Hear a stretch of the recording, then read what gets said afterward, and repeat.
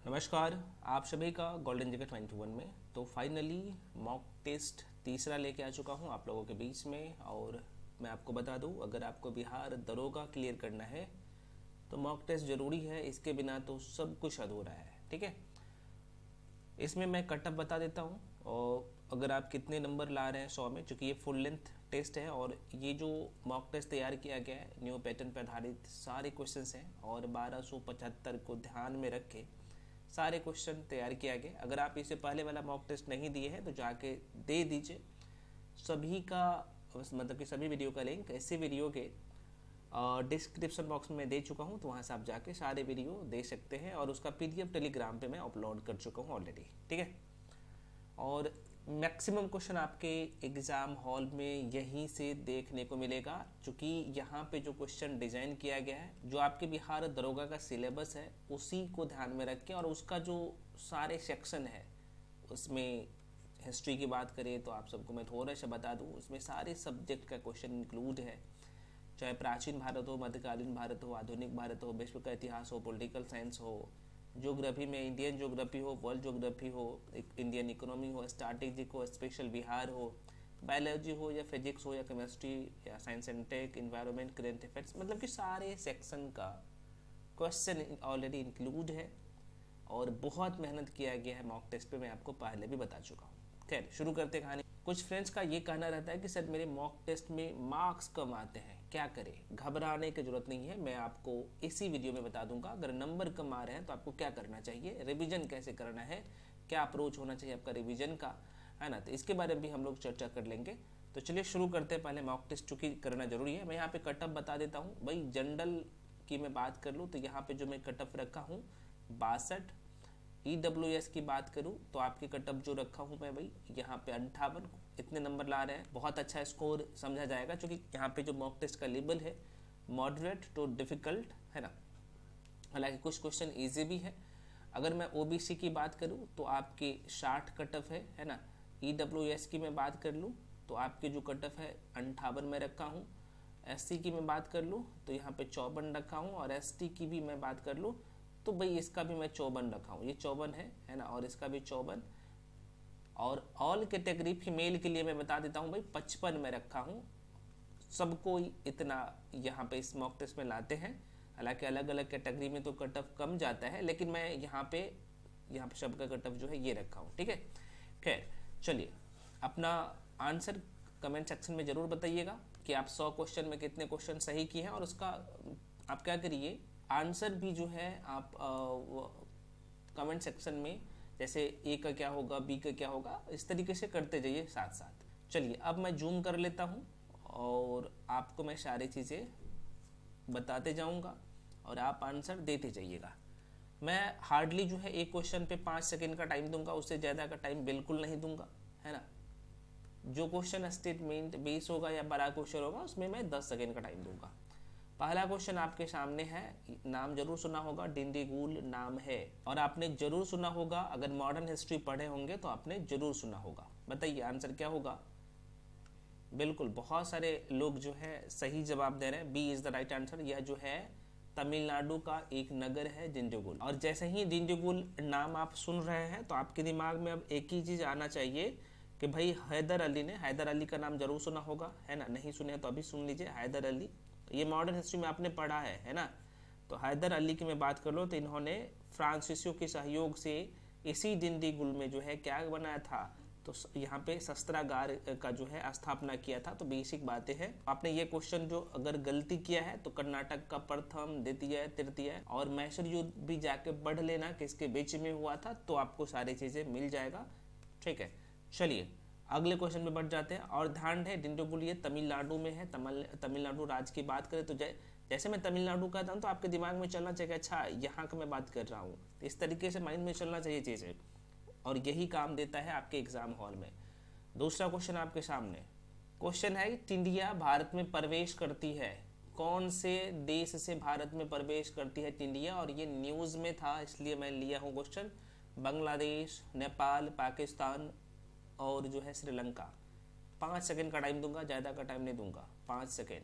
बिल्कुल सभी लोग यहाँ पे सी टिक कर रहे हैं, है ना। सी इज़ द राइट आंसर। मैं आपको बता दूं, टिंडिया भारत में पाकिस्तान से प्रवेश करती है।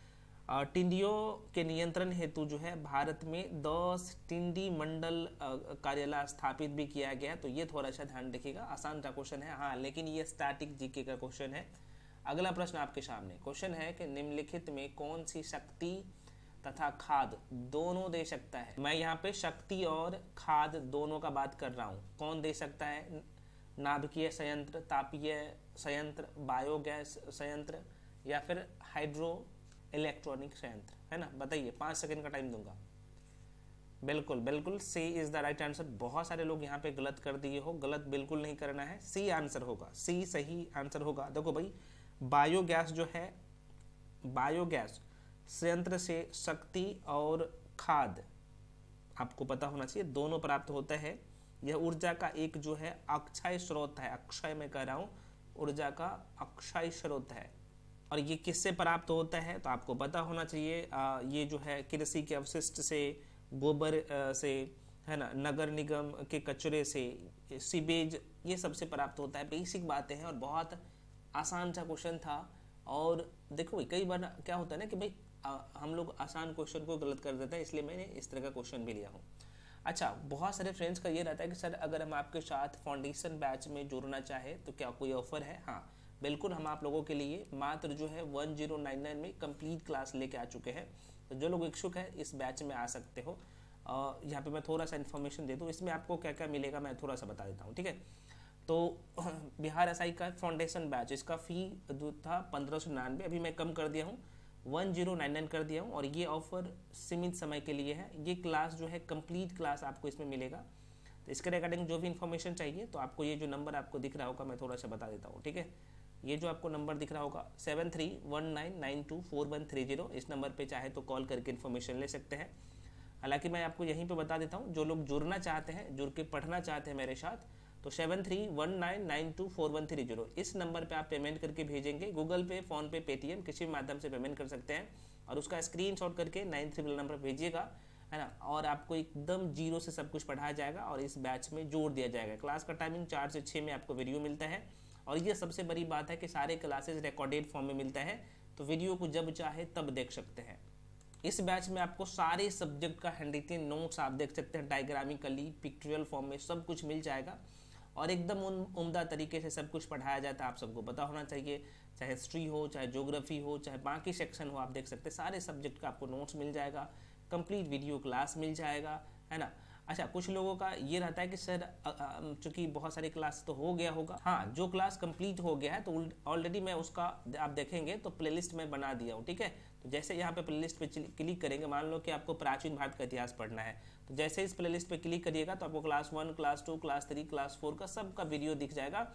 और जस्ट उसके नीचे कंप्लीट आपको पीडीएफ दिख जाएगा। मान लीजिए आपको बायोलॉजी पढ़ना है तो सेम कंडीशन, मान लीजिए बायोलॉजी कंप्लीट हो गया है आपके बैच में, तो जैसे बायोलॉजी वाला लिंक पे क्लिक करिएगा तो आपको यहाँ पे क्लास 1, क्लास 2, क्लास 3, क्लास 4 इस तरीके से सारे वीडियो दिख जाएगा। और जैसे यहाँ पे क्लिक करिएगा तो कंप्लीट आप पीडीएफ जो है डाउनलोड कर पाएंगे। और ये सारे पीडीएफ प्रिंटेबल भी होता है, आप देख सकते हैं। साइंस का भी पीडीएफ, ये केमिस्ट्री का पीडीएफ है। तो सारे सब्जेक्ट बहुत उम्दा तरीके से मैं पढ़ाया हूँ। तो जो लोग इच्छुक है, जिनको लगता है कि भाई मेरे पास कंटेंट की कमी है, मॉक टेस्ट नहीं हो पा रहा है, तो भाई एक प्लेटफॉर्म पे, और उसमें भी आप देख सकते हैं एक जगह मात्र जो है 1099 में आपको सारे सब्जेक्ट का हैंडरिटन नोट्स, वीडियो, पीडीएफ सब मिल रहा है। जो लोग इच्छुक है आके जुड़ के पढ़ सकते हैं, ठीक है। ये ऑफर ध्यान है, सीमित समय के लिए है ना। तो जो लोग इच्छुक है एडमिशन आप लेके पढ़ सकते हैं। खैर चलिए, अगला क्वेश्चन नंबर 4 आप देख लीजिएगा। अगला क्वेश्चन है कोरियर सेवा। बहुत अच्छा प्रश्न है। कोरियर सेवा से प्रतिस्पर्धा के लिए भारतीय डाक विभाग ने, इसे हिंदी में हम लोग कहते हैं भाई दूत डाक सेवा, जिसे स्पीड पोस्ट कहते हैं ना, स्पीड पोस्ट नाम जरूर सुना होगा, दूत डाक सेवा। डायरेक्टली प्रश्न पूछे जाते हैं कि भाई स्पीड पोस्ट जो है कब शुरू किया गया था, है ना। तो ये ध्यान, स्पीड पोस्ट जो है कह रहा है कि कब प्रारंभ किया गया था, जिसे हिंदी में दूत डाक सेवा ही लिखा रहता है, कब शुरू किया गया था, है ना। बताइएगा, 1988, 1987, 1979, 89 सॉरी, और 1986। बताइए आंसर क्या होगा। हाँ बिल्कुल बिल्कुल, डी सभी लोग जवाब दे रहे हैं। और ये डेट भी यहाँ से पूछे जाते हैं, तो ये ध्यान रखिएगा। ये जो है 1 अगस्त, ये डेट ध्यान रखिएगा, 1 अगस्त 1986 में शुरू किया गया था। D is the right answer. जो लोग डी आंसर टिक किए हैं उसका सही है, ठीक है। और सभी लोग आप कमेंट सेक्शन में कमेंट करते जाइएगा कि आपने कितने क्वेश्चन सही किया है। अगला क्वेश्चन है, निम्नलिखित में से किस राज्य में सबरीमाला, नाम से ही पता चल रहा होगा सभी लोग जवाब देंगे, सबरीमाला स्थित है, ठीक है। मैं आपको मैप भी बना देता हूँ और किस राज्य में हो सकता है बताइएगा, है ना। ये अपना प्यारा सा इंडिया का मैप है। और देखो भाई, आपको मैपिंग आना चाहिए, मैं आपको बताया हूँ, अगर मैपिंग सीख लेंगे तो हिस्ट्री, पॉलिटी, ज्योग्राफी, इकोनॉमिक्स सारे सब्जेक्ट आपको आसान लगने लगेगा। तो बताइए कहाँ पे होगा सबरीमाला। और सबरीमाला मंदिर भी ये वहाँ पे प्रसिद्ध है, ठीक है। तो बिल्कुल बिल्कुल यहाँ पे सभी लोग जो आंसर टिक कर रहे हैं वो सी कर रहे हैं, ठीक है। केरल, केरल, केरल, कुछ लोग तमिलनाडु टिक कर रहे, भाई तमिलनाडु वाले गलत हो, है ना। यहाँ पे है, केरल में है सबरीमाला। अगर मैं सबरीमाला की बात कर लूँ तो केरल की राजधानी तिरुवनंतपुरम से कितना 191 किलोमीटर दूरी पर जो है पश्चिमी घाट का नाम जरूर सुना होगा। पश्चिमी घाट के सह्याद्री पर्वत श्रृंखलाओं के जो है घने वनों के बीच समुद्र तल से जो है लगभग 1000 मीटर ऊंचाई पर सबरीमाला मंदिर है। ये क्या है भैया, ये मंदिर है, और ध्यान रखिएगा तो गलती मत करिएगा। अगले क्वेश्चन पे बढ़ जाते हैं। नेक्स्ट क्वेश्चन कह रहा है कि मांद और महानदी, दो नदी का बात हो रही है, मांद और महानदी के संगम पर कौन सा धार्मिक स्थल है, बताइए बताइए। यहाँ पे डिंडनेश्वरी देवी है, अंगार मोती है, चंद्रहासिनी देवी है, या महामाया है। और यहाँ पे मैं फिर से कह रहा हूँ, कॉपी पेस्ट बिल्कुल नहीं किया जाता है, बहुत मेहनत लगता है, एक एक क्वेश्चन पर टाइम दिया गया है। और यही कारण होता है कि डायरेक्टली पेपर में क्वेश्चन छपता भी है, 1275 में भी छपा था और आपके पेपर में भी छपेगा। टोटल 40 मॉक टेस्ट में करवाऊंगा, उसे पूरा करके जाना। लगभग यहाँ पे 65% क्वेश्चन डायरेक्टली आपको देखने को मिलेगा, ठीक है। चलिए, आपने 17वीं बीपीएससी का देखा था, मैंने जितना मॉक टेस्ट करवाया था, जितना कट ऑफ गया था, वो सारे क्वेश्चन डायरेक्टली वहाँ से आया। कारण क्या है कि सारा टॉपिक को कवर किया गया। हाँ, इसमें सभी लोग यहाँ पे सी टिक कर रहे हैं, बिल्कुल यहाँ पे हो जाएगा। चंद्रहासिनी देवी हो जाएगा, ठीक है। हाँ हाँ, ठीक है। और ये छत्तीसगढ़ में, कहाँ पे है, छत्तीसगढ़, मध्य प्रदेश से सटा हुआ राज्य छत्तीसगढ़, आपने नाम जरूर सुना होगा, तो थोड़ा सा ध्यान रखिएगा, ठीक है। छत्तीसगढ़ राज्य के जो है जांजगीर, हाँ हाँ, जांजगीर चांपा जिले में ये है, बिल्कुल सही है। अगला क्वेश्चन आपके साथ, नेक्स्ट क्वेश्चन है, दक्षिण भारत के भगवान जो है रंगनाथा, जिन्हें भगवान वेंकटेश के कहते हैं, वेंकटेश के नाम से भी जानते हैं, तो इसका जो मंदिर है वो कहाँ स्थित है, ये पूछ रहा है। हाँ हाँ हाँ, बिल्कुल आंसर यहाँ पे सभी लोग ए टिक कर रहे हैं, है ना। बिलीगिरी रंगा पहाड़ी पर स्थित है, ठीक है। अच्छा, ये कई बार ना इसका राज्य का नाम भी पूछ लेते हैं, तो ये कर्नाटक राज्य हो जाएगा, ये कर्नाटक राज्य में है, कर्नाटक राज्य में है, ये थोड़ा सा ध्यान रखिएगा। यहाँ पे मैं इसकी बात करूँ तो यह जो है कर्नाटक और किसका, तमिलनाडु, कर्नाटक और तमिलनाडु राज्य के जो है मध्य सीमा निर्धारित करती हैं। भगवान रंगनाथ, जिसे हम लोग वेंकटेश भी कहते हैं, का प्रसिद्ध मंदिर इसी पहाड़ी चोटी पर स्थित है। ये थोड़ा सा ध्यान रखिएगा, आसान सा क्वेश्चन नहीं है, अच्छा खासा क्वेश्चन है और पूछे जाते प्रश्न। अगला क्वेश्चन, अगर नहीं मैं आपको बताऊं, ये नहीं बताऊंगा इसके बारे में, तो भाई एग्जाम में क्वेश्चन आएगा, आप गलत कर बैठेंगे, इसलिए ये अभी लगातार न्यूज़ में था, इसलिए ये क्वेश्चन मैं लिया हूँ। अगला प्रश्न है, निम्नलिखित में से जो है कौन सा भारत के पश्चिमी तट पर स्थित नहीं है। अब शब्द को पकड़िए, पश्चिमी तट पर कौन सा स्थित नहीं है, और ये क्वेश्चन सभी लोग सही करिए, है ना, क्योंकि यहाँ पे दमन है, जंजीरा है, कराईकल है, उसके बाद यहाँ पे रत्नागिरी है, और कह रहा है इस शब्द को पकड़िए पश्चिमी तट पर नहीं है, कौन सा नहीं होगा। लो, मैं यहाँ पे मैप भी बना देता हूँ, अगर आपने मेरे साथ ज्योग्राफी पढ़ा होगा और मैपिंग किया होगा तो आपने ये क्वेश्चन जरूर सही किए होंगे। मैं थोड़ा सा एक बार मैप बना देता हूँ, है ना, ये ब्लैंक ही मैप होगा, क्योंकि मैं भरूंगा मैप को नहीं तो तब तो आप तो टिक कर लीजिएगा, ठीक है। चलो, ये अपना प्यारा सा इंडिया सा मैप है, और चूंकि ये मैपिंग का क्वेश्चन है ये, और इंडियन ज्योग्राफी में आपको हमेशा का तो आसान सा, ये दमन द्वीप है, जंजीरा है, कराईकल है, रत्नागिरी है, 2-3 को भी पकड़ लेंगे ना तो एक वैसा ही अपने आप एलिमिनेट हो जाएगा। बिल्कुल बिल्कुल सी हो जाएगा, कराईकल हो जाएगा। ये पश्चिमी तट पर नहीं है, कराईकल कहाँ पे है आप सबको पता होगा। कराईकल मैं आपको बता दूं, पुद्दुचेरी का नाम जरूर सुना होगा, पुद्दुचेरी यहाँ पे है यार, है ना, यहाँ पे है। मैंने आपको पढ़ाया था ना, यहाँ पे देखिएगा, ये पुद्दुचेरी है और यहीं पे कराईकल है ना, कराईकल ये कहाँ पे, तमिलनाडु में है, गलती मत करिएगा, ठीक है। छोटे छोटे क्वेश्चन कई बार गलती कर बैठ देते हैं, तो ठीक है। ये बाकी ये जो है सबका दमन हो गया, जंजीरा हो गया, रत्नागिरी हो गया, ये पश्चिमी तट पे है, ठीक है। तो ये आसान सा क्वेश्चन था। चलिए अगला क्वेश्चन आपके सामने। क्वेश्चन कर रहा है कि सार्वजनिक समी बताइएगा सभी लोग, मैं थोड़ा सा इसे इरेज कर देता हूँ। क्वेश्चन ये है भाई कि सार्वजनिक सीमित कंपनी के स्वामित्व वाला भारत का सर्वप्रथम है ना विमान पतन निम्नलिखित में से जो है कौन सा है, बताइएगा। 4 ऑप्शन, 10 सेकेंड का टाइम दूंगा, ये थोड़ा सा बड़ा क्वेश्चन और आप सभी लोग जवाब दीजिए जल्दी। बिल्कुल यहाँ पे सी नहीं होगा, जो लोग सी जवाब दे रहे भाई गलत है, बी हो जाएगा कोचिन विमान पतन हो जाएगा, कोचिन ध्यान रखिएगा। देखो मैं आपको बता दूं, सार्वजनिक निजी हिस्सेदारी स्वामित्व वाला भारत का सर्वप्रथम विमान पतन कोचिन विमान पतन है। कोचिन किस राज्य में है, तो भाई आपको पता होना चाहिए। और ये डायग्राम मैं इसलिए कर रहा हूँ, जरूरी होता है। केरल राज्य यहाँ पे है, इधर मैं थोड़ा सा बना दिया हूँ, ठीक है।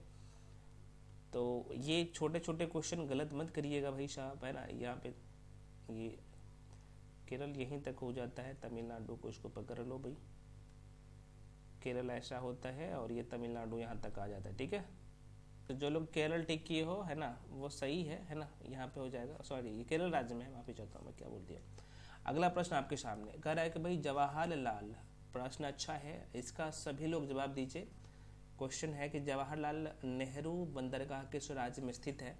और ये क्वेश्चन गलत करिएगा ना, क्योंकि इसमें 90% लोग सही जवाब दे रहे हैं, 90% लोग, और जो 10% लोग गलत कर रहे हैं, तो आपको भाई गलती मत करना, है ना। बहुत अच्छा क्वेश्चन है, आराम आसान सा क्वेश्चन। हाँ बिल्कुल महाराष्ट्र हो जाएगा। जो लोग डी आंसर दे रहे हैं भाई, D is the right answer, D सही हो जाएगा, 10 का डी है। ये महाराष्ट्र में है। जवाहरलाल नेहरू बंदरगाह किस राज्य में स्थित है, तो महाराष्ट्र में है, ये ध्यान रखिएगा, ठीक है। चूँकि आपने नेहरू पोर्ट का नाम जरूर सुना होगा, जिसे शॉर्ट फॉर्म में JNPT कहते हैं। नवी मुंबई महाराष्ट्र में है। यह भारत का सबसे बड़ा कंटेनर हैंडलिंग पोर्ट है, ध्यान रखिएगा। डायरेक्टली प्रश्न यहाँ से पूछे जाते हैं।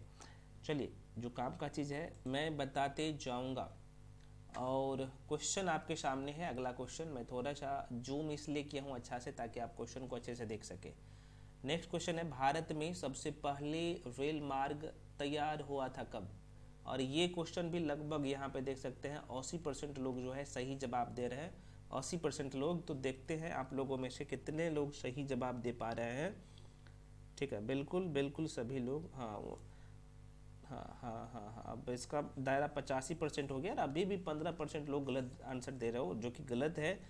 बिल्कुल सभी लोग, जो 85% लोग जो है ए पे जा रहे हैं। 1853 इज़ द राइट आंसर। मैं आपको बता दूं, भारत में जो है लॉर्ड डलहौजी का नाम जरूर सुना होगा। लॉर्ड डलहौजी, भारत में लॉर्ड डलहौजी के काल में सर्वप्रथम 1853 में जो है बनकर तैयार हुआ, और जिस पर जो है 16 अप्रैल 1853 को मुंबई, जो तत्कालीन बम्बई का नाम, उस समय मुंबई का नाम बम्बई था, है ना, बम्बई से थाने के बीच में पहली ट्रेन चलाई गई थी। तो ये ध्यान रखिएगा। तो डायरेक्टली यहाँ से प्रश्न बनता है, ठीक है। अगला प्रश्न आपके सामने, वर्ष भर जो है रात और दिन, शब्द को पकड़िए, रात और दिन कहाँ बराबर होता है। और अक्षांश देशांतर इतना उम्दा तरीके से मैं पढ़ाया हूँ ना, अक्षांश और देशांतर, ठीक है। तो अब यहाँ पे देखिएगा, आपको समझ में होना चाहिए कि भाई उत्तरी ध्रुव कौन सा है, दक्षिणी ध्रुव कौन सा है, भूमध्य रेखा कौन सा है, विषुवत रेखा कौन सा है। तो ये सब पता होना चाहिए, बहुत कायदे से मैं पढ़ाया हूँ, ठीक है। बताओ इसका आंसर 12 नंबर का भी। अब देखो भाई यहाँ पे लोग जो है ना, लगभग 65% लोग सही जवाब दिए हैं, और अभी भी बहुत सारे लोग गलत आंसर दे रहे हैं। बिल्कुल सी हो जाएगा, भूमध्य रेखा पर। भाई दिन और रात जो बराबर होता है ना, ये भूमध्य रेखा पर सूर्य का प्रकाश यहाँ पर डायरेक्टली पड़ता है। इसके बारे में डिटेल में पढ़ा चुका हूँ, आपको पता होना चाहिए, ठीक है। ये भूमध्य रेखा है, ठीक है, जिसे हम लोग विषुवत वृत्त भी कहते हैं।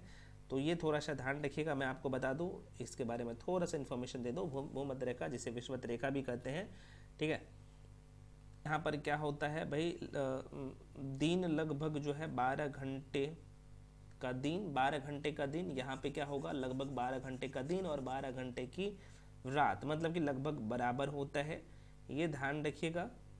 चलिए अगले क्वेश्चन में बढ़ते हैं। नेक्स्ट क्वेश्चन आपके सामने कह रहा है कि 21 जून की जो है 21वीं तारीख को, मतलब कि 21 जून को 21 तारीख को बोलिए ना, वो सूर्य जो है कहाँ पे रहता है, ये पूछ रहा है। इसमें मैं आपको 10 सेकेंड का टाइम दूंगा, दोनों सेम क्वेश्चन है, कंसेप्ट अगर क्लियर होगा तो दोनों क्वेश्चन बना लीजिएगा। बिल्कुल, यहाँ पे बहुत सारे लोग यहाँ पे सही भी जवाब दिए हैं। आंसर क्या होगा भाई, ये हो जाएगा उत्तर ध्रुव। यहाँ पे इस लाइन को देखिएगा, ये हो जाएगा उत्तर ध्रुवीय वृत्त पर जो है क्षितिज के नीचे नहीं डूबता।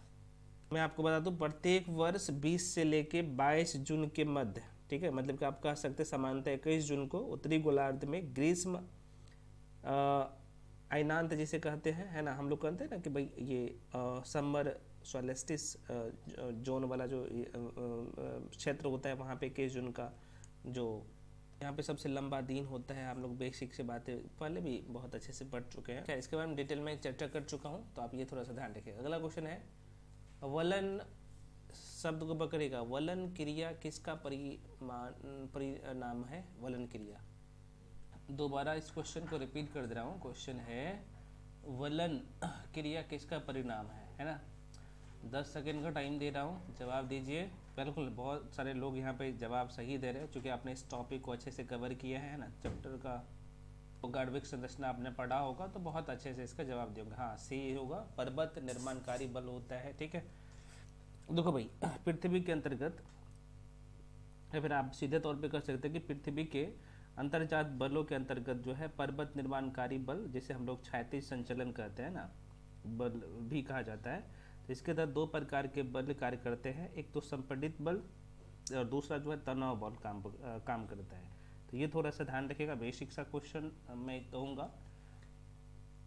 आपने इसे इस टॉपिक को अच्छे से कवर किया तभी आप बना पाएंगे। चलिए अगला प्रश्न है, देख सकते हैं, फिर से सेम टॉपिक का क्वेश्चन है। रूपांतरित चट्टान की उत्पत्ति चट्टानों से होती है, कौन से चट्टान से होता है? 5 सेकंड का टाइम दूंगा, और ये क्वेश्चन रिपीट हुआ है बिहार के अलग अलग एग्जाम में, इसलिए महत्वपूर्ण है ना। बताइए 15। हाँ बिल्कुल, सी हो जाएगा, आग्नेय है, ये आग्नेय है। आग्नेय तथा तलछट्टी दोनों हो जाएगा, सी इज द राइट आंसर, है ना। सही, सभी लोग जवाब दियो, मैक्सिमम लोग सही जवाब दियो। देखो भाई, रूपांतरित चट्टानें जैसे अन्य चट्टानों के रूप में परिवर्तित,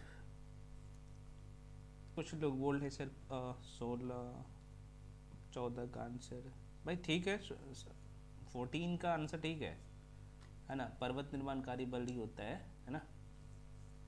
इसका सी हो जाएगा, 15 का सी हो जाएगा।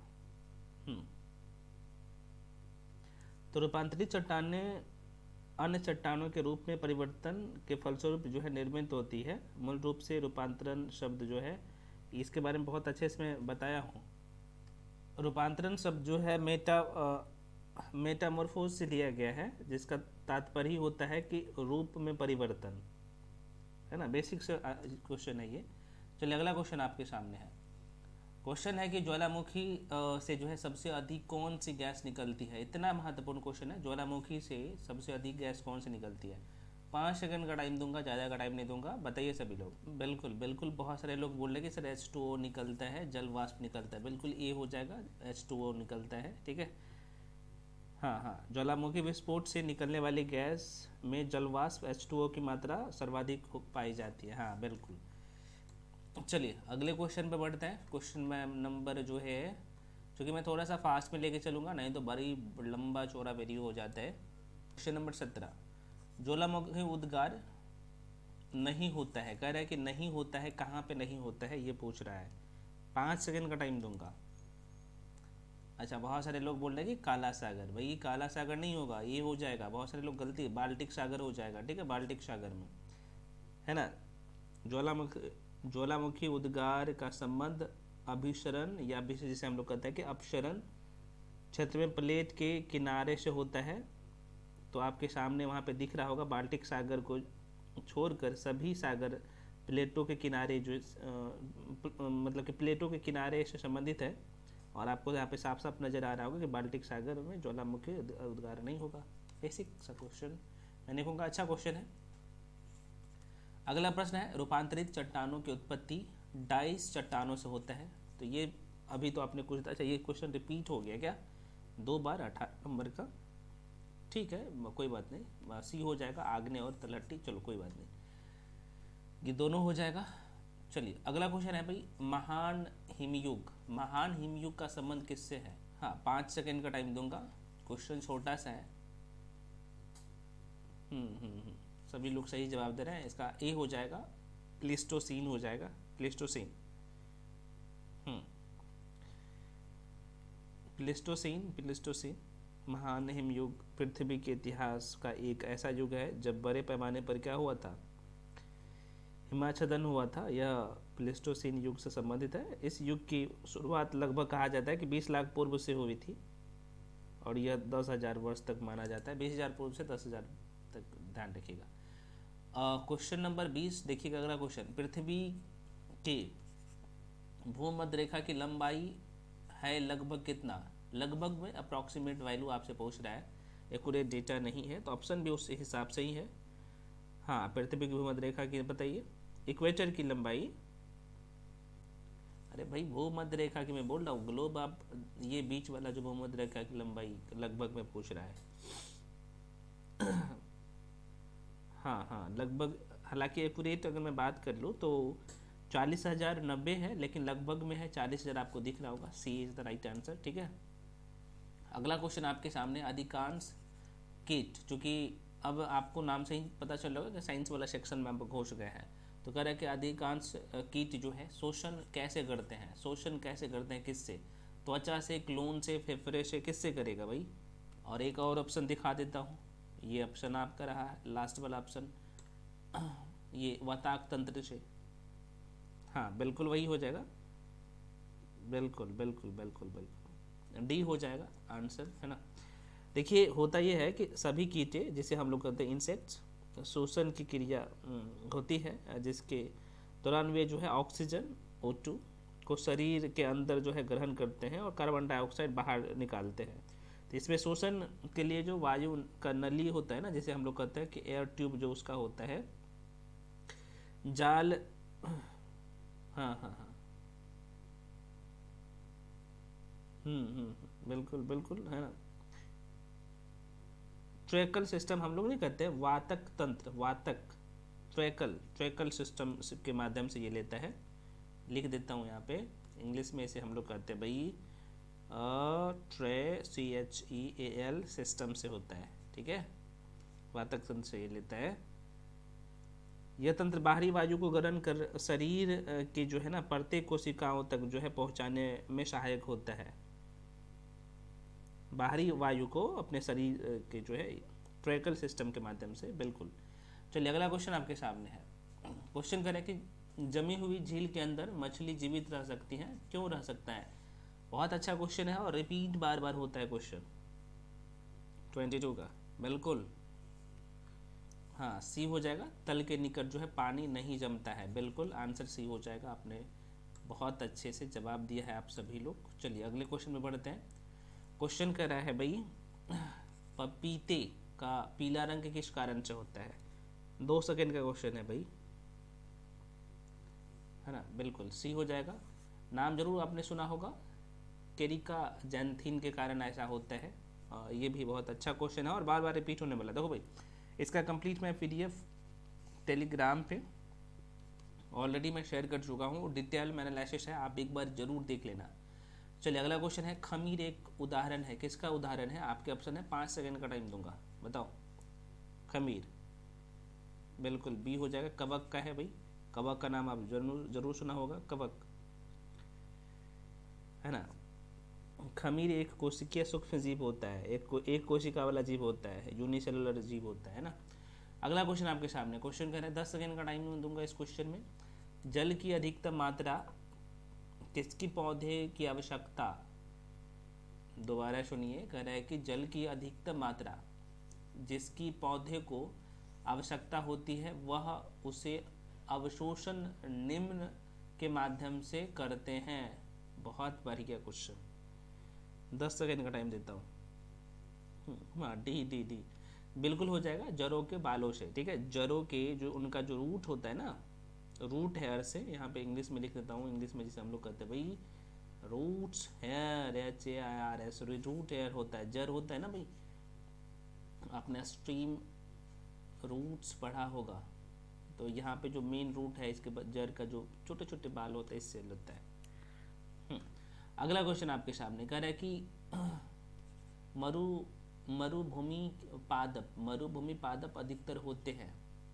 मरुद्भिद भूमि पादप भी कह सकते हैं इसे। बिल्कुल बी हो जाएगा। ये मांसल होता है ना, मांसल होता है। मांसल क्यों होता है मांसल, बता सकते हैं? हाँ बिल्कुल। मरुभूमि में पाए जाने वाले पौधे कुछ भाग में जो है जल संचित करते हैं, कुछ लोग ये लिखते हैं। हाँ बिल्कुल बिल्कुल, इसी कारण से ऐसे करते हैं। बढ़ते हैं अगले क्वेश्चन। नेक्स्ट क्वेश्चन है सहतूत फल है। सहतूत फल किसका है ना? ये सिरोसिस होता है, बिल्कुल सही हो जाएगा सिरोसिस। अगला प्रश्न है निम्नलिखित में से कौन सी प्राणी अपनी जो आंत होता है ना, ये आंत है, आंत में जल का ग्रहण करता है। तो नाम से ही पता चल रहा है कौन करेगा, ऊंट करेगा। बिल्कुल बी, 28 का बी। बहुत अच्छे से आपने पढ़ा है। अगला क्वेश्चन है सर्पों की जो है विष ग्रंथियां, सर्प का जो है विष ग्रंथियां किसकी समांग है? किसकी समांग है? सर्पों की विष ग्रंथि किसकी समांग है? समांग, समांग शब्द को पकड़िए। बिल्कुल बिल्कुल है ना, कशेरुकी प्राणियों के लार ग्रंथि है ना, इसके समांग है।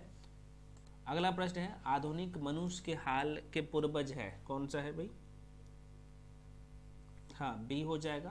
क्रो मैग्नन मनुष्य, नाम जरूर सुना होगा और डिटेल में हम लोग चर्चा भी की है। मैं दोबारा कर रहा हूँ, उसका कंप्लीट पीडीएफ में डाल दूंगा आपके बैच में, तो आप देख लेना डिटेल में एनालिसिस भी। हालांकि मैं जो काम का चीज़ें करवा ही दे रहा हूँ। अगला क्वेश्चन है निम्न में से कौन कंप्यूटर का भाषा नहीं है? करे कि नहीं है? जावा, नाम से पता, C++, रोम, पास्कल।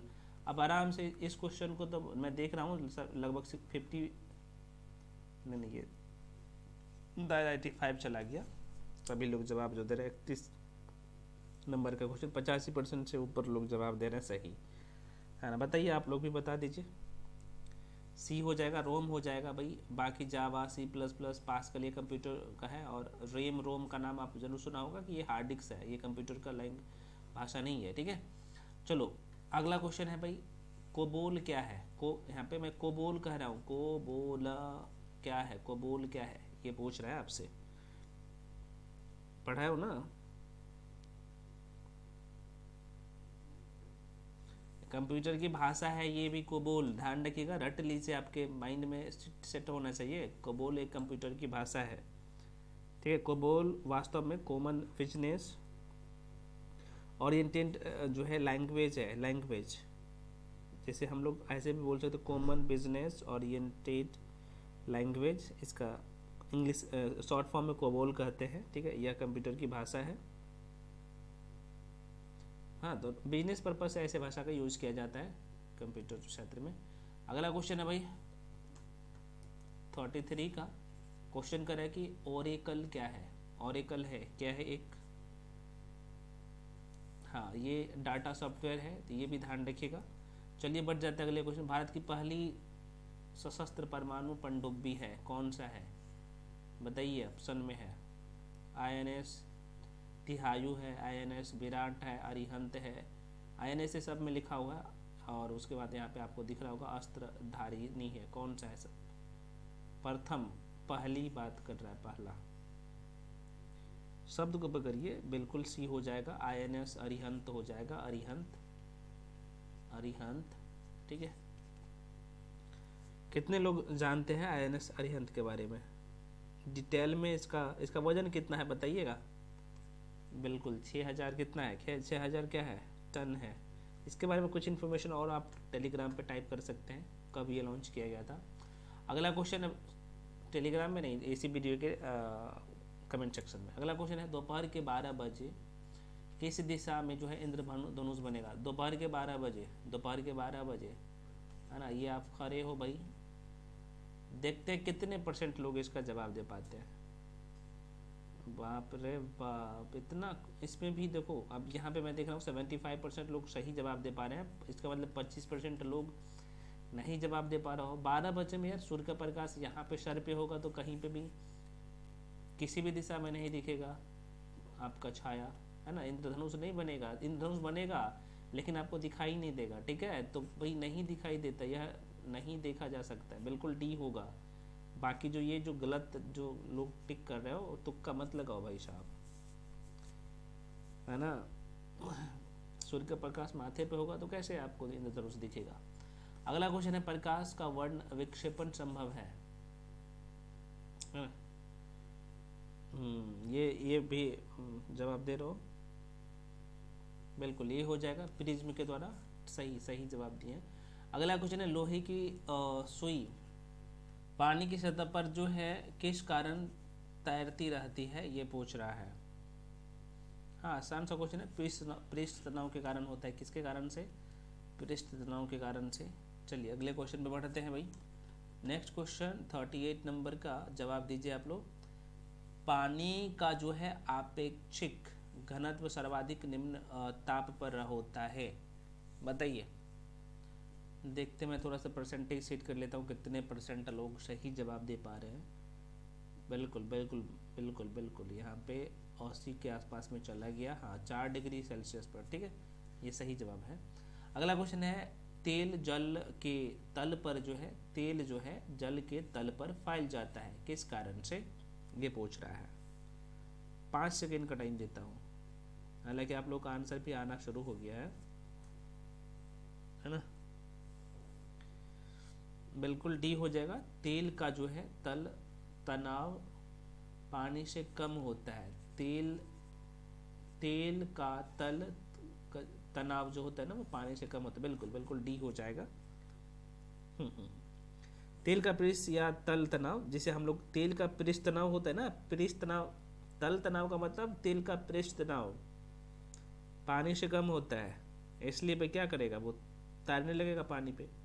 आसान सा क्वेश्चन है। अगला क्वेश्चन, अपने कक्ष में एक उपग्रह की, दोबारा सुनिए, अपने कक्ष में एक उपग्रह पृथ्वी के चक्कर लगाता रहता है ना। तो कह रहा है कि ऐसा निम्न में से किस कारण से करता है।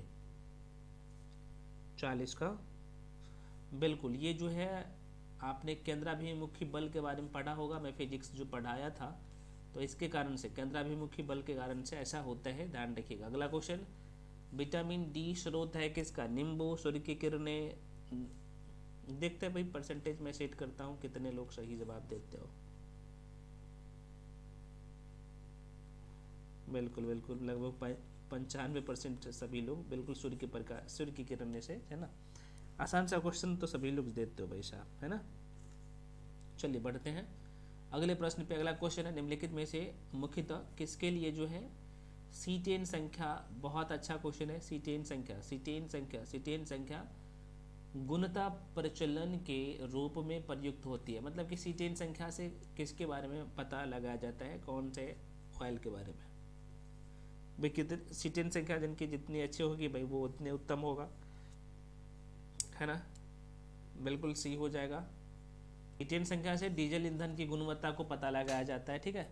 अब बताइए, अब दूसरा क्वेश्चन में वहाँ पे ऑक्टेन संख्या ले लिया हूँ, बताइएगा ऑक्टेन संख्या से। हाँ बिल्कुल, यहाँ पे कुछ लोग लेकिन गलत किए थे। ऑक्टेन संख्या से क्या होता है, पेट्रोल का पता लगाया जाता है कितने उत्तम है। सीटेन संख्या से, सीटेन मैं कह रहा हूँ, इससे डीजल, ये ध्यान रखिएगा, डीजल होता है इसे, तो ये ध्यान रखिएगा, गलत नहीं करिएगा। बायोगैस में मुख्यतः होती है कौन सी गैस होता है, ये पूछ रहा है। 44 का, है ना। हाँ ये भी सभी लोग सही जवाब दे रहे हो, कार्बन डाइऑक्साइड और मीथेन होता है, बिल्कुल। चलो अगले क्वेश्चन में बढ़ जाते हैं। अगला क्वेश्चन अब कह रहा है कि अब तक निम्नलिखित रसायन में से कौन सा जो है कृत्रिम बादल बनाने के लिए प्रयुक्त किया जाता है। कृत्रिम बादल कौन से रसायन, और ये क्वेश्चन ना वेरी वेरी इंपॉर्टेंट है, बार बार, और पिछले कितने दिनों से आप देखेंगे तो न्यूज़ में भी था ये क्वेश्चन, है ना। बिल्कुल डी हो जाएगा। सिल्वर आयोडाइड का नाम जरूर सुना होगा। तो कृत्रिम बादल के लिए छिड़काव किया जाता है ना ये, लेकिन ये हानिकारक होता है, ध्यान रखिएगा, तो डी हो जाएगा। अगला क्वेश्चन है भाई, समस्थानिक C14 का नाम आपने जरूर सुना होगा। C14 कार्बन 14 कार्बन 14, ये जो समस्थानिक है किसके बारे में पता लगाने के लिए होता है, ठीक है ना। बिल्कुल, जीवाश्म को पता लगाने के लिए, कोई भी वस्तु कितना पुराना है, अगर मिलता है ना कोई वस्तु, तो C14 से पता लगाया जाता है भाई ये कितना पुराना है, तो सी इज़ द राइट आंसर। सभी लोग सही जवाब दिए हो। अगला प्रश्न आपके सामने है, रेडियोधर्मी डेटिंग एक क्रिया है जिससे क्या होता है, कह रहा है कि मापा जाता है। रेडियोधर्मी या फिर रेडियोधर्मी डेटिंग से क्या मापा जाता है ना? चट्टानों की उम्र, चट्टानों के संगठन, चट्टानों के रंग। और मैं देखता हूँ कितने लोग सही जवाब दे पाते हो भाई साहब। हाँ बिल्कुल, चट्टानों की उम्र का पता लगाना है तो है ना, यहाँ पे आप देख सकते हैं रेडियो डेटिंग के माध्यम से पता लगाया जाता है। ठीक है, चलो भाई साहब बढ़ते हैं अगले क्वेश्चन पे। क्वेश्चन है, कार्बनिक खाद्य पदार्थ, कार्बनिक खाद कह रहा है क्वेश्चन कि कार्बनिक खाद्य हमारे लिए बेहतर माने जाते हैं, क्यों माना जाता है, ये पूछ रहा है। 20 सेकंड का टाइम देता हूँ, ये क्वेश्चन थोड़ा सा सोचने वाली क्वेश्चन है। बिल्कुल डी हो जाएगा भाई। कह रहा है कि बिना कृत्रिम खादों एवं कीटनाशकों के उपयोग किए उगाए जाते हैं। चलिए बढ़ जाते हैं अगले क्वेश्चन पर। नेक्स्ट क्वेश्चन आपके सामने क्वेश्चन करें कि निम्नलिखित यौगिकों में कौन सा एक जो है शांति कारक औषधि के रूप में प्रयुक्त होता है। शब्द को पकड़िए, शांति कारक। कुछ लोग बोले सर KBR, बता दो कोई भी यार का पूरे फुल फॉर्म बता दो। फुल फॉर्म नहीं, मतलब कि उसका पूरा रासायनिक नाम बता दो। हाँ, पोटेशियम, K से पोटेशियम, Br से क्या, ब्रोमाइड हो जाएगा। बिल्कुल बिल्कुल, है ना। तो potassium bromide is the right answer, है ना, जिसका शांति कारक औषधि के रूप में भी प्रयोग किया जाता है। इसका प्रयोग जो है व्यापक रूप से मिर्गी रोग में किया जाता है। पोटेशियम ब्रोमाइड का प्रयोग नाम से ही पता चल रहा होगा। चलिए अगला क्वेश्चन आपके सामने। क्वेश्चन कह रहा है कि भाई कार के इंजन में नॉकिंग, जिसे हम लोग नॉकिंग भी कहते हैं, नॉकिंग से बचने के लिए निम्न में से कौन प्रयोग में लाया जाता है। ये जो ऑप्शन है 4, उसी से आपको जवाब देना है। बहुत सारे लोग जवाब दे रहे हैं कि CS2 पेट्रोल में टेंडा एथिलेट का। बिल्कुल यहाँ पे हो जाएगा। कौन सा? बिल्कुल बिल्कुल, लेड टेट्रा एथिल हो जाएगा। अगला प्रश्न है, भारतीय संविधान के अनुच्छेद 78 में प्रावधान दायित्व का, शब्द को पकड़िए। कह रहे हैं कि भारतीय संविधान के अनुच्छेद 78 में, कुछ लोग हम क्वेश्चन पढ़ने से पहले यार जवाब दे तो बड़ी एक्सपर्ट हो। क्वेश्चन करें कि भारतीय संविधान के अनुच्छेद 78 में प्रावधान है दायित्वों का, किसके बारे में है ये 78 में।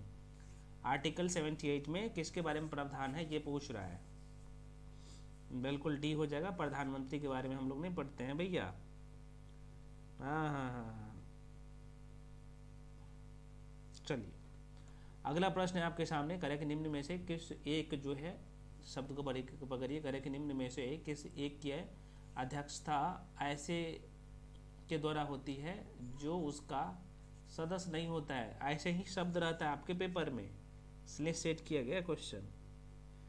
बिल्कुल बिल्कुल आंसर यहाँ पे मैं देख रहा हूँ। सभी लोग यहाँ पे राज्यसभा टिक कर रहे हैं। राज्यसभा ही होगा भाई साहब, ठीक है। राज्यसभा की अध्यक्षता उपराष्ट्रपति द्वारा की जाती है, परंतु वह राज्यसभा के सदस्य नहीं होता है। सदस्य नहीं होता है, मैं सदस्य बोल रहा हूँ, उपराष्ट्रपति, ठीक है। चलिए अगला क्वेश्चन आपके सामने है। क्वेश्चन कह रहा है कि भारत के उपराष्ट्रपति का निर्वाचन एक जो है निर्वाचक गण द्वारा किया जाता है, जिसके जो है सदस्य होते हैं। तो कह रहा है भाई इसके सदस्य कौन कौन सा हो सकता है, ठीक है। उपराष्ट्रपति निर्वाचन शब्द को पकड़िए। कई बार ना छोटे छोटे क्वेश्चन आप लोग गलत कर बैठते हो। कह रहा है कि भारत के उपराष्ट्रपति का निर्वाचन एक निर्वाचन गण द्वारा जो है किया जाता है, जिसके सदस्य होते हैं। कौन होते हैं ये पूछ रहा है। 53 का बिल्कुल बी हो जाएगा। संसद के दोनों सदन के सभी सदस्य, ठीक है। ये गलत मत करिएगा, ये प्रश्न कई बार पूछे गए हैं। तो मैं आपको बता दूं, भारतीय संविधान के अनुच्छेद 66 क्लॉज 1 के तहत उपराष्ट्रपति का निर्वाचन संसद के दोनों सदन मतलब समझ रहे हैं ना भाई, राज्यसभा लोकसभा दोनों। और यहाँ पे दोनों सदन में राज्यसभा प्लस लोकसभा, तो यहाँ पे निर्वाचित सदस्य भी यहाँ पे होता है, निर्वाचित सदस्य। और प्लस मनोनीत दोनों, मनोनीत दोनों, यहाँ पे ये ध्यान रखिएगा, हिस्सा लेते हैं, ठीक है। दोबारा सुनिए, संविधान के अनुच्छेद 66 क्लॉज 1 के तहत उपराष्ट्रपति का निर्वाचन संसद के दोनों सदनों के निर्वाचित एवं मनोनीत सभी मैं कह रहा हूँ, निर्वाचित एवं मनोनीत सभी सदस्य मिलकर जो है, या फिर आप कह सकते हैं मिलकर बनने वाले निर्वाचन गण के सदस्य द्वारा आनुपातिक प्रतिनिधित्व पद्धति के अनुसार एकल संक्रमणीय मत द्वारा होता है, ध्यान रखिएगा। अगला प्रश्न आपके सामने, क्वेश्चन कह रहा है भाई, भारत के पूर्व राष्ट्रपति में निम्नलिखित में कौन सा बिहार का राज्यपाल रह चुका था? ये इसी ऑप्शन में से चूज करना है, नाम से ही पता आपको चल रहा होगा, बिल्कुल सभी लोग जाकिर हुसैन का नाम जरूर सुना होगा, doctor Zakir Hussain is the right answer. देखो भाई, डॉक्टर जाकिर हुसैन के बारे में मैं बात कर लूँ तो इन्होंने जब 6 जुलाई 1957 से 18 मई 1962 तक बिहार के राज्यपाल रहे हैं, और उसी के बाद जो है 13 मई 1962 से 12 मई 1967 तक जो है उपराष्ट्रपति, और फिर 13 मई 1967 से 3 मई 1969 तक, इसी बीच में इसका भारत के राष्ट्रपति जब रहते हैं तो मृत्यु भी हो जाता है, ठीक है। तो ध्यान रखिएगा, क्वेश्चन अच्छा है। अगला प्रश्न है, निम्न में कौन सा संवैधानिक विशेषाधिकार राष्ट्रपति को जो है नहीं है? शब्द को पकड़िए, मैं कह रहा हूँ, कह रहा है कि निम्न में से जो 4 ऑप्शन दिया गया उसी में से निम्न में से कौन सा संवैधानिक विशेषाधिकार राष्ट्रपति को या फिर राष्ट्रपति का नहीं है? जो आपके ऑप्शन में है उसी से आपको चूज करना है। बिल्कुल बी हो जाएगा, वित्तीय बिल को जो है पुनः विचार हेतु लौटाना, ये नहीं है, उसके किसमें पक्ष में नहीं होता है। और मैं आपको बता दूं, राष्ट्रपति संविधान के अनुच्छेद 110 खंड 1 के उपखंड क के तहत ये सब करते हैं, और इसके लिए जो है वित्तीय बिल को पुनः विचार के लिए लौटा नहीं सकता है, ठीक है। तो ये ध्यान रखिएगा। अगला प्रश्न है, निम्नलिखित में से, देखो अगर ये क्वेश्चन सब नहीं बन रहा है ना तो भैया आपके जाके मैं आपको बता चुका हूँ कि भाई भारतीय संविधान के भाग 1, 2, 3, 4, 5, 6 इतना तक तो आपके मतलब कि जुबान पे रटा हुआ होना चाहिए, चाहे आप लुसेंट से पढ़ रहे हो या फिर किसी का शॉर्ट नोट्स से पढ़ रहे हो या किसी कोचिंग संस्थान से पढ़ रहे हैं, तो ये करना पड़ेगा। अगला प्रश्न है, निम्नलिखित में से कौन सा एक मौलिक कर्तव्य, मैं कह रहा मौलिक कर्तव्य नहीं है, ठीक है। ये क्वेश्चन एलिमिनेट भी कर सकते हैं, बिल्कुल सी हो जाएगा। राष्ट्रीय महत्व के स्थानों और स्मारकों की रक्षा करना, ये मौलिक कर्तव्य नहीं है, बिल्कुल। देखो भाई, होता ये है कि मतलब कि राष्ट्रीय महत्व के स्थानों और स्मारकों की रक्षा करना संविधान के अनुच्छेद 51 क के तहत मौलिक कर्तव्यों में सम्मिलित नहीं है, जबकि अन्य तीनों जैसे राष्ट्रगान का सम्मान, राष्ट्रीय संपत्ति का बचाव, प्राकृतिक वातावरण का संरक्षण और सुधार, ये सब मौलिक कर्तव्य है, ठीक है। चलो भाई आगे बढ़ जाते। अगला क्वेश्चन आपके सामने, निम्न में से जो है किस एक का संरक्षण भारतीय नागरिक मूल कर्तव्य, मतलब कि भारतीय नागरिक का मूल कर्तव्य है? किसका संरक्षण भारतीय नागरिक का मूल कर्तव्य है? वन प्राणी, जो ऑप्शन के हिसाब से वन प्राणी हो जाएगा, ध्यान रखिएगा। अगला क्वेश्चन है, मूल कर्तव्य का उल्लेख संविधान में जो है कब किया गया? बहुत अच्छा क्वेश्चन है, जवाब दीजिएगा सभी लोग। 58 का कुछ लोग बी दे रहे हैं, कुछ लोग सी दे रहे हैं। भैया बी हो जाएगा, बी 26 जनवरी 1949 को है। देखो मैं आपको बता दूं, यहाँ पे ये कुछ 42वें संविधान संशोधन अधिनियम 1976 द्वारा ये संशोधन भी ध्यान रखेगा। तो भारतीय नागरिकों के लिए जो है भारतीय संविधान का भाग 4 का क में अनुच्छेद 51 का क भी आप देखा होगा, तो इसमें 10 मौलिक कर्तव्य की व्यवस्था किया गया था। हालांकि भारत में अलग अलग संशोधन होता है। एक संशोधन 86वां संविधान संशोधन 2002 में होता है, जिसमें आपको पता होना चाहिए कि एक मौलिक कर्तव्य को बढ़ा दिया गया है, है ना। तो जिस मौलिक कर्तव्य की संख्या भी 12 हो गया है, सॉरी 11 हो गया है, 11, तो ये भी ध्यान रखिएगा, छोटा सा क्वेश्चन पूछे जाते हैं। अगला प्रश्न है कि निम्नलिखित में कौन सा एक जो है राज्य के नीति निर्देशक सिद्धांत संविधान में बाद में जोड़ा गया, ठीक है, फैमनन का। बिल्कुल सी। मुक्त कानूनी मुक्त में जो है आप कानूनी सलाह ले सकते हो, ये बाद में जोड़ा गया था। मैं आपको बता दूं, मुक्त कानूनी सलाह राज्य के नीतिक निर्देशक सिद्धांत या संविधान में नहीं था। दोबारा सुनिए, मुक्त कानूनी सलाह भारत के नीतिक निर्देशक तत्व में या फिर भारतीय संविधान के नीतिक निर्देशक तत्व में ये शामिल नहीं था, बाद में जोड़ा गया था। ये जोड़ा कब गया था? तो भैया 42वें नंबर का संविधान संशोधन हुआ था 1976 में, और उसी में जो है मैं आपको बता दूं अनुच्छेद 39 क में गरीबों के लिए मुक्त, गरीब लोगों के लिए मुक्त जो है कानूनी सलाह का व्यवस्था किया गया है, निःशुल्क में, बिना पैसे का, ठीक है। तो भाई आपके पास पैसा नहीं है तो पर भी आप फ्री में वकील, सरकारी वकील जिसे कहते हैं ना, तो वो आपके लिए वो लड़ सकता है। अगला प्रश्न है 42वें संविधान संशोधन द्वारा किस अनुच्छेद के माध्यम से जो है श्रमिकों की प्रबंधन की भागीदारी सुनिश्चित की गई? ये आपके जो ऑप्शन है उसी के हिसाब से आंसर टिक करना है, बिल्कुल डी। ये आर्टिकल जो है 43A के तहत, ध्यान रखिएगा। अगला क्वेश्चन है आपके सामने, भारत में राज्य विधान पालिकाओं स्टेट लेजिस्लेटिव का उच्च सदन कौन होता है? विधानसभा या विधान परिषद? अब मैं आपको बता दिया हूँ, बिल्कुल यहाँ पे उच्च सदन जो होता है ना विधान परिषद होता है, निम्न सदन विधान सभा होता है, जिसे हम लोग क्या कहते हैं, ये हो जाएगा।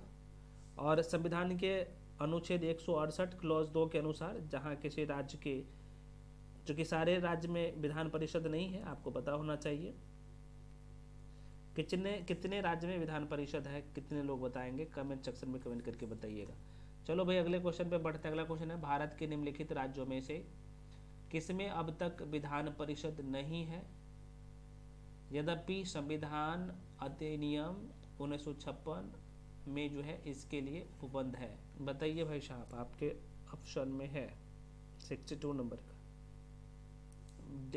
बिल्कुल यहाँ पर डी हो जाएगा। बाकी जो आप देख सकते हैं, देखिए 7वें संविधान संशोधन कब हुआ था, तो ये भी कई बार पूछ रहे थे, ये 1956 में होता है, ठीक है, 7वें नंबर का संविधान संशोधन। तो 7वें नंबर के संविधान संशोधन के द्वारा जो है मध्य प्रदेश के लिए भी विधान परिषद की व्यवस्था की गई थी, किंतु इसके लिए कोई तारीख नियत न किए जाने के कारण इसे अस्तित्व में नहीं लाया जा सका, ये भी ध्यान रखिएगा भाई साहब। अगला क्वेश्चन आपके सामने, अगला प्रश्न है, कह रहा है कि राज्य विधानसभा के जो है निर्वाचन, शब्द को पकड़िए, राज्य विधानसभा के निर्वाचन का संचालन करता है, कौन करता है? बिल्कुल सी हो जाएगा, भारत का निर्वाचन आयोग करता है, आर्टिकल 324 के तहत। कितने तहत? 324। चलिए आगे बढ़ जाते हैं। अगला क्वेश्चन आपके सामने कह रहा है कि राज्य की विधानसभा के जो है 17वां का आदेश किसके द्वारा दिया जाता है? हाँ, राज्यपाल के द्वारा दिया जाएगा, बिल्कुल। अगला क्वेश्चन है, निम्नलिखित कथन पर आपको विचार करना है। देखते हैं, यहाँ पे स्टेटमेंट बेस्ड क्वेश्चन है और दीजिए जवाब। कितने लोग जवाब दे पा रहे हैं? देखो भाई, अब मैं परसेंटेज सेट करता हूँ, कितने परसेंट लोग जवाब, बाप रे बाप, 45 में लसक गए हो यार। इतना लेकिन भारी क्वेश्चन नहीं है, बहुत आसान है, आप लोग हर बार में जवाब दे रहे हो। सी हो जाएगा भाई, तीनों सही हो जाएगा। भारत में जो है 25 उच्च न्यायालय है, पंजाब, हरियाणा और केंद्र शासित प्रदेश में चंडीगढ़ का एक ही सामूहिक उच्च न्यायालय है, बिल्कुल सही है। राष्ट्रीय राजधानी क्षेत्र दिल्ली का जो है स्वयं उच्च न्यायालय है। यार सब तो आसान सा क्वेश्चन है यार, कौन सा सही था ये ढूंढना था। ठीक है, तीनों सही है। अगला प्रश्न है, जिला न्यायाधीश शब्द संविधान के किस अनुच्छेद में आया है? जिला न्यायाधीश, बताइए, आप ही बताइए, मैं बता रहा हूँ ना, बताइए आप ही। कुछ लोग करे सर 233, बिल्कुल 233 आपका राइट आंसर डी ही हो जाएगा, 233 ही हो जाएगा, ध्यान रखिएगा। अगला प्रश्न आपके सामने कह रहा है कि भाई भारत के संविधान के अनुसार जिला न्यायाधीश अभिव्यक्ति के अंतर्गत सम्मिलित नहीं है, ये भी ध्यान रखिएगा। 67 का सी हो जाएगा, यहाँ पे भी अधिकरण न्यायाधीश हो जाएगा। अगला प्रश्न आपके सामने है, कह रहा है कि प्रथम शताब्दी ईस्वी में किस भारतीय बौद्ध भिक्षु को जो है चीन भेजा गया था? ऑप्शन है और परसेंटेज में सेट करता हूँ, देखते कितने नंबर का, कितने लोग सही जवाब दे पाते हैं इस क्वेश्चन को, है ना। 85 ठीक गए हैं सभी, है ना, 85 तक लेके चले गए आप लोग। बिल्कुल बिल्कुल डी हो जाएगा, नागार्जुन का नाम कौन नहीं जानता है ना। चलिए आगे बढ़ जाते हैं अगले क्वेश्चन। अगला प्रश्न है, बोधिसत्व पद्मपाणि का चित्र सर्वाधिक प्रसिद्ध और प्राय चित्रित चित्रकारी है जो अजंता में है या बादामी की गुफा में है, बाग में है, एलोरा में है, किस में है? बहुत आसान सा क्वेश्चन है और ये क्वेश्चन शायद पूछा गया है बीपीएससी में, मुझे ऐसे याद आ रहा है ना, सेम क्वेश्चन। बिल्कुल अजंता की गुफा में। अच्छा बताइएगा अजंता की गुफा किस राज्य में है? देखो भाई, गुफा संख्या 1 की बोधिसत्व पद्मपाणि चित्र अजंता की चित्रकला कृतियों में से एक है। और कितने लोग बता सकते हैं कि अजंता की गुफा किस राज्य में है? बताओ बताओ, बताइए, अजंता की गुफा, बादामी गुफा, एलोरा गुफा किस राज्य में है? कमेंट सेक्शन में बताइएगा। अगला प्रश्न है भाई, सुल्तानी युग में बौद्ध को, मतलब कि बुद्धों को, या बुद्धों की कौन सी शाखा सबसे प्रभावशाली थी? बताइए 70 का। बर्जयान शाखा सबसे प्रभावशाली था। मध्यकाल में जो है बौद्धों की मतलब कि बर्जयान शाखा सबसे अधिक जो है शक्तिशाली थी। बर्जयान का सबसे अधिक विकास कब होता है? 8वीं शताब्दी में हुआ। और इसके सिद्धांत क्या था बताइएगा।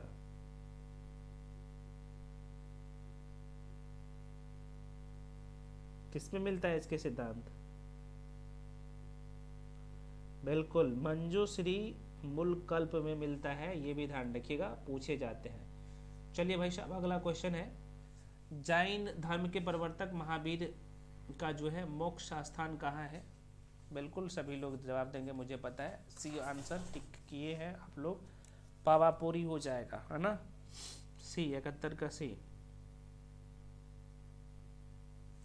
किस राज्य में है पावापुरी? राज्य तो आपने पता है कि बिहार राज्य में है ना। कौन जिला में बिहार राज्य का बताइएगा। चलिए बढ़ जाते हैं अगले क्वेश्चन पे। नेक्स्ट क्वेश्चन आपके सामने क्वेश्चन है, यापनीय किसका एक संप्रदाय है? यापनीय में कह रहा हूं।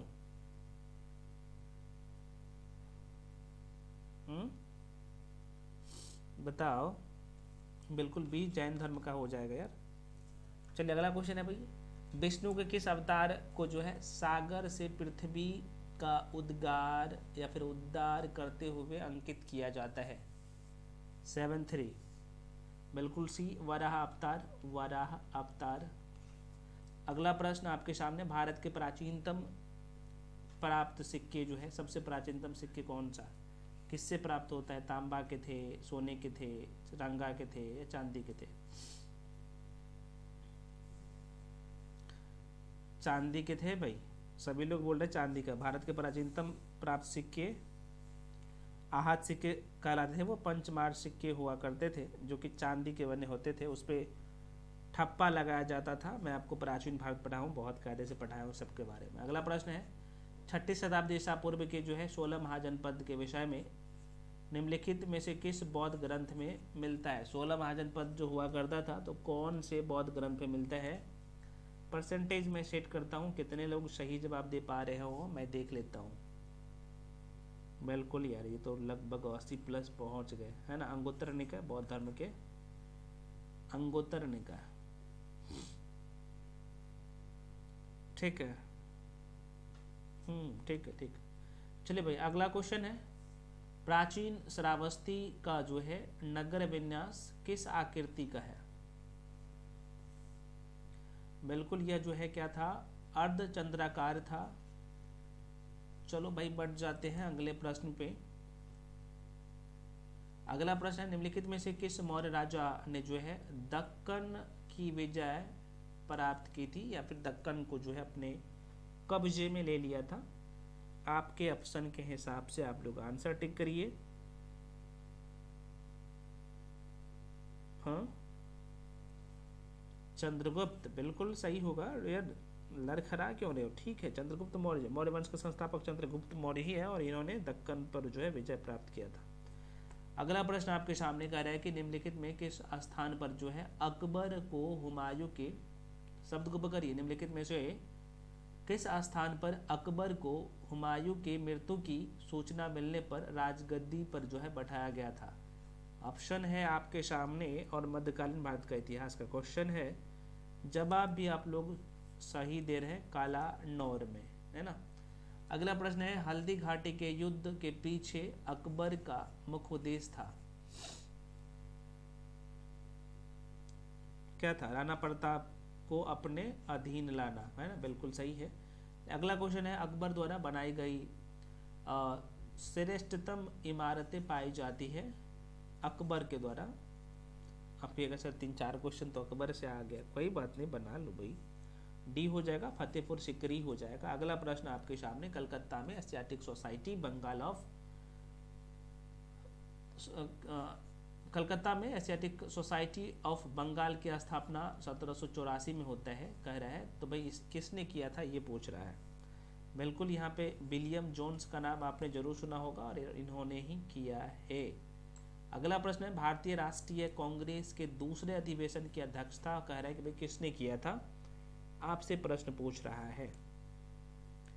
बिल्कुल, दादा भाई नौरोजी ने किया था। कब किया था अच्छा ये पूछा जाए तो क्या आंसर टिक करिएगा? 1800 क्या 86, बिल्कुल सही है। अगला प्रश्न है, गांधी इरविन समझौता मुख्य रूप से गांधी इरविन समझौता मुख्य रूप से, बिल्कुल ए हो जाएगा, गोलमेज सम्मेलन में कांग्रेस की भागीदारी सहज करने के लिए हुआ था, ध्यान रखिएगा।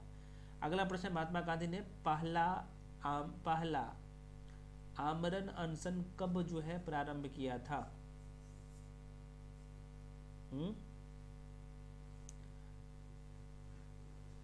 बिल्कुल बिल्कुल, कम्युनल अवार्ड के समय ये हुआ था। गांधी जी ने अपना पहला आमरण अनशन जो है, फर्स्ट अनटू डेथ आप जिसे हम लोग कहते हैं, पहला आमरण अनशन 20 सितंबर 1932 को जो है यरवदा जेल में रहते हुए ब्रिटिश प्रधानमंत्री रैमजे मैकडोनाल्ड के सांप्रदायिक निर्णायक के विरुद्ध में किया था, है ना।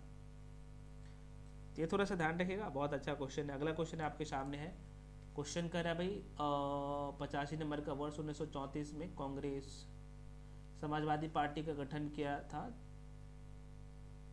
तो किसके द्वारा किया गया था ये पूछ रहा है 85 नंबर का क्वेश्चन। बिल्कुल बी हो जाएगा, जयप्रकाश नारायण और आचार्य नरेंद्र देव, नाम जरूर सुने होंगे। अगला प्रश्न आपके सामने, हरित क्रांति का जो है प्रभाव मुख्य रूप से किन किन क्षेत्रों में था, है ना। भारत का मैप आपको पता होगा, तो किस क्षेत्र में हरित क्रांति का जो विकास होता है ना, इस वाला एरिया में आपको कुछ इस तरीके से दिखेगा। आप बताइए, मैं मैप पे बना भी दिया हूँ। बिल्कुल डी हो जाएगा, हरियाणा पंजाब और गुजरात वाला क्षेत्र में, है ना। सी हो जाएगा। अरे भैया गलत मैं बताया हूँ, ठीक है। यहाँ पे पंजाब हरियाणा पश्चिमी उत्तर प्रदेश हो जाएगा, डी हो जाएगा। पश्चिमी उत्तर प्रदेश का हिस्सा था, गुजरात नहीं शामिल था, ठीक है। गलत मत टिक कर दीजिएगा आंसर। चलिए अगला क्वेश्चन आपके सामने है। क्वेश्चन कर निम्नलिखित में से किस संस्था द्वारा जो है, क्वेश्चन कर है कि निम्नलिखित में से किस संस्था द्वारा मानव विकास रिपोर्ट प्रकाशन किया जाता है। इकोनॉमिक्स का क्वेश्चन है, बताइएगा। हाँ बिल्कुल डी हो जाएगा, संयुक्त राष्ट्र विकास कार्यक्रम के द्वारा ऐसा किया जाता है। यूएनडीपी का नाम आपने जरूर सुना होगा, यूएनडीपी। देखो भाई डिटेल में मैं करवाऊंगा तो 2 घंटा का 2.5 घंटा का वीडियो हो जाएगा। जो काम का है मैं करवा देता हूँ। इसका पीडीएफ मैं फिर से कराऊँ, आपको मिल जाएगा, टेलीग्राम पे ज्वाइन कर लीजिए। कंप्लीट पीडीएफ ऑलरेडी मैं शेयर कर चुका हूँ, जिनको नहीं मिला है तो आप ले सकते हो। अगला प्रश्न, निम्नलिखित में से कौन सा विश्व व्यापार संगठन का मुख्य कार्य है, ये पूछ रहा है 88 का। बिल्कुल सी हो जाएगा, अंतर्राष्ट्रीय व्यापार को जो है यहाँ पे उदार बनाना। अगला प्रश्न आपके सामने, निम्न में से कौन सी पंचवर्षीय योजना महाल नोबिस मॉडल पर आधारित थी। बिल्कुल डी हो जाएगा, दूसरी पंचवर्षीय योजना। अगला प्रश्न है, माउंट धौलागिरी किस देश में स्थित है। माउंट धौलागिरी किस देश में स्थित है। चूंकि ये माउंट धौलागिरी अभी न्यूज में था, इसलिए चर्चा में है, तो इसलिए मैं क्वेश्चन भी लिया हूँ यहाँ से। सी हो जाएगा, नेपाल में है भैया, नेपाल में। ठीक है, गलती मत करिएगा। अगला प्रश्न है, किस मंत्रालय ने जो है, करेंट अफेयर्स का क्वेश्चन है, युवा संगम पोर्टल लॉन्च किया है। कौन सा मंत्रालय। Yuva Sangam portal current affairs का क्वेश्चन है। और ध्यान रखिएगा क्योंकि ये जो है 21 तारीख को लॉन्च किया गया है और 18 से 30 वर्ष की आयु के प्रतिभागी पोर्टल पर पंजीकरण के लिए किया गया है। बताइए तो कौन सा। तो शिक्षा मंत्रालय, बिल्कुल शिक्षा मंत्रालय, बी हो जाएगा। तो ये ध्यान रखिएगा। अगला प्रश्न आपके सामने भाई, करे किस राज्य सरकार ने जो है अन्न भाग्य योजना शुरू की है। कौन सा राज्य ऐसा किया है, ये चर्चा में भी है, ध्यान रखिएगा। बिल्कुल सी हो जाएगा, कर्नाटक राज्य। मैं आपको बता दूं, कर्नाटक राज्य वाला ये क्वेश्चन ध्यान रखिएगा, महत्वपूर्ण है। अगला क्वेश्चन है भाई, समाचारों में देखी गई ट्रीज पहल का उद्देश्य किस क्षेत्र में जो है मरुस्थलीकरण से लड़ना है। ये 93 का क्वेश्चन, 93 का, बी हो जाएगा, बिल्कुल बी उप सहारा अफ्रीका। ट्रीज पहल उप सहारा अफ्रीका में छोटे किसानों की मदद के लिए जो है स्थापित किया गया है, जिसका मुख्य लक्ष्य क्या है, फॉरेस्ट गार्डन बनाकर जो है खाद्य सुरक्षा बढ़ाना, मरुस्थलीय या फिर कह सकते हैं मरुस्थलीकरण से लड़ना, ये सब है इसमें शामिल। अगला प्रश्न आपके सामने, कौन सा राज्य जाति आधारित जनगणना करने वाला तीसरा राज्य जो है बन गया है। तो पहला तो आप सबको पता है, दूसरा पता है, तीसरा कह रहा है 94 का। सी हो जाएगा, तेलंगाना हो जाएगा, तेलंगाना। देखो भाई, तेलंगाना सरकार ने जो है सभी समुदायों के बीच संसाधनों को उचित वितरण को सुनिश्चित करने के लिए व्यापार घरेलू जाति सर्वेक्षण शुरू किया है। इससे जो है तेलंगाना, आंध्र प्रदेश और बिहार में दोबारा कर रहा हूँ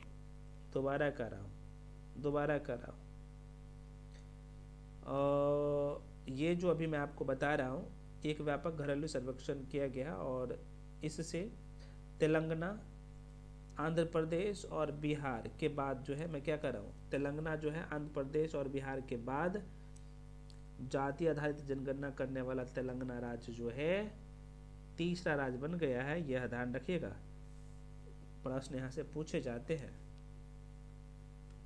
चलिए बढ़ते हैं अगले क्वेश्चन पे। क्वेश्चन आपके सामने है, होलोंगापार गिब्बन अभयारण्य, होलोंगापार गिब्बन अभयारण्य जो खबरों में देखा गया था, किस राज्य में स्थित है। एकदम सेट कर लीजिए दिमाग में, और ये राज्य का नाम आपको यहीं पे मैं माइंड में सेट कर देता हूँ। बहुत इंपॉर्टेंट है, पेपर में आने वाला क्वेश्चन है। बी हो जाएगा, असम हो जाएगा। भैया असम आपने देखा है ना मैप पे कहाँ पे है। कितने लोग असम के बारे में जानते हैं कि भाई आसाम कहाँ पे है। असम नहीं होता, आसाम होता है। तो यहाँ पे है भाई आसाम, ठीक है, आपको इस तरीके से दिखेगा आसाम, यहीं पे ये है। होलोगापार भी कह सकते हैं, होलोगापार, यहाँ पे होलोगापार गिब्बन अभयारण्य असम राज्य में है। चलिए अगला प्रश्न है, यहाँ पे देखिएगा, सीनियर राष्ट्रीय टेबल टेनिस चैंपियनशिप 2025 में पुरुष और महिला एकल खिताब किसने जीता है? पुरुष और महिला एकल दोनों के बारे में पूछ रहा है। बिल्कुल बी हो जाएगा। पुरुष एकल में जो है ना मनुष्य और यहाँ पे दिया चितले इज द राइट आंसर, सही है, ये ध्यान रखिएगा। चलिए अब जो है हम लोग देख लेते हैं अगले क्वेश्चन को। अगला क्वेश्चन है भाई, यहाँ पे सुभद्रा योजना महिलाओं के लिए केंद्रित योजना किस राज्य की है? सुभद्रा योजना बहुत इंपॉर्टेंट है ना, किस राज्य की है ये पूछ रहा है, बताइएगा आप लोग। बिल्कुल सभी लोग उड़ीसा टिक कर रहे हैं और सही भी है उड़ीसा। अगला क्वेश्चन है, ग्रेट योजना जो समाचारों में देखी गई है तो करे किस क्षेत्र से संबंधित है? 9-8 का हाँ बी हो जाएगा भाई, टेक्सटाइल से। अगला प्रश्न है, सेकेंड लास्ट क्वेश्चन है कि हाल ही में भारत और किन देश के बीच जो है हरिमाऊ शक्ति अभ्यास आयोजित किया गया था? एकदम रट लीजिए, दिमाग में सेट कर लीजिए, है ना। 99 का आंसर क्या होगा? सी हो जाएगा, है ना, Malaysia is the right answer. Last question है, लास्ट है कि भाई अचान कमार टाइगर रिजर्व का नाम आपने जरूर सुना होगा और अभी ये न्यूज़ में था इसलिए महत्वपूर्ण हो जाता है। अचान कमार टाइगर रिजर्व किस राज्य में स्थित है? बिल्कुल ये छत्तीसगढ़ में है। जो लोग छत्तीसगढ़ टिक कर रहे हो सही है, ठीक है। तो फ्रेंड्स आप लोग मैं आशा करता हूँ आपने 100 का 100 क्वेश्चन बनाया होगा। 100 में कितना क्वेश्चन आपने सही किया है कमेंट सेक्शन में ज़रूर जवाब दीजिएगा।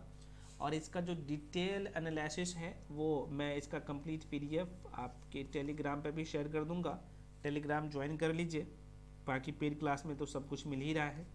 तो मैं तो अभी क्वेश्चन करवा दिया हूँ, आप टेलीग्राम जरूर जाके ज्वाइन कर लीजिएगा और एक बार खुद से ज़रूर सभी का जो है एक्सप्लेनेशन, जो मैं क्वेश्चन जो करवाया हूँ उसका एक्सप्लेनेशन आपको यहाँ पे दिखेगा। एकदम डिटेल में सारी चीज़ें मैं लिख भी दिया हूँ, तो आप एक बार ज़रूर सरसरी निगाहों से इसको कर लीजिएगा और इसका की पॉइंट आप हाईलाइट कर लीजिएगा। मॉक टेस्ट से बहुत सारे क्वेश्चन मैंने आपको बताया हो ना कि आपको देखने को मिलेगा आपके पेपर में, तो इसलिए महत्वपूर्ण हो जाता है। मिलते हैं अगले वीडियो में। जो लोग मेरे साथ जुड़ के पढ़ना चाहते हो जुड़ के पढ़ सकते हो भाई, बहुत कम फी में आपको सारी चीज़ें मिल रहा है, बाकी सारी चीज़ मैं आपको बता ही दिया हूँ। तो कोर्स के रिगार्डिंग जो भी इन्फॉर्मेशन चाहिए नंबर देता हूँ 9341766130। इस नंबर पे चाहे तो आप कॉल करके इन्फॉर्मेशन ले सकते हैं। मिलते हैं अगले वीडियो में, तब तक के लिए जय हिंद।